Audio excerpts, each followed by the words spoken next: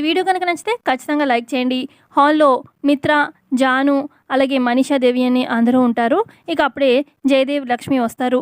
ఇక అప్పుడు మిత్ర అంటాడు, ఏంటి మామ కోడళ్ళు పొద్దున్నే బయటికి వెళ్ళారు, ఏంటి ఏం కనుక్కోవడానికి అని చెప్పి అడుగుతూ ఉంటాడు మిత్ర. అప్పుడు జయదేవ్ అంటాడు, నువ్వు ఎవరినైతే గుడ్డిగా నమ్ముతున్నావో వాళ్ళే నీకు వెన్నుపోటు పొడిచి నీకు ద్రోహం చేస్తున్నారు అని చెప్పి నిరూపించడానికి వెళ్ళాము అని చెప్పి అంటూ ఉంటారు జయదేవ్. మీరు ఎవరి గురించి మాట్లాడుతున్నారు డాడ్ అని చెప్పి మిత్ర అంటూ ఉంటే, ఇంకెవరు ఉందిగా మనీషా అని చెప్పి అంటూ ఉంటే, ఇటు పక్కన లక్ష్మి అంటుంది, తను హారం కొట్టేసిందని చెప్పి జాను మీద నేరం వేసింది మనీషా అని చెప్పి లక్ష్మి అంటుంది. అప్పుడు మిత్ర అంటాడు, చూడు లక్ష్మి, ఆధారాలు లేకుండా నువ్వు మనీషా మీద నింద వేస్తే నేను అస్సలు ఒప్పుకోను.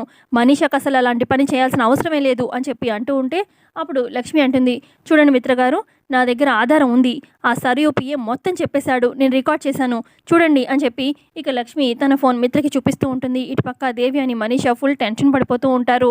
ఇక ఆ వీడియోలో సరియు పిఏ, మీ ఇంట్లో ఉండే మనీషా మేడమే మా ఇంటికి వచ్చి సరియు మేడంకి హారం తీసుకొచ్చి ఇచ్చింది అని చెప్పి పిఏ చెప్పడం, అదంతా కూడా ఫోన్లో రికార్డ్ అవుతుంది కదా, అదంతా కూడా మిత్ర చూసేస్తాడు.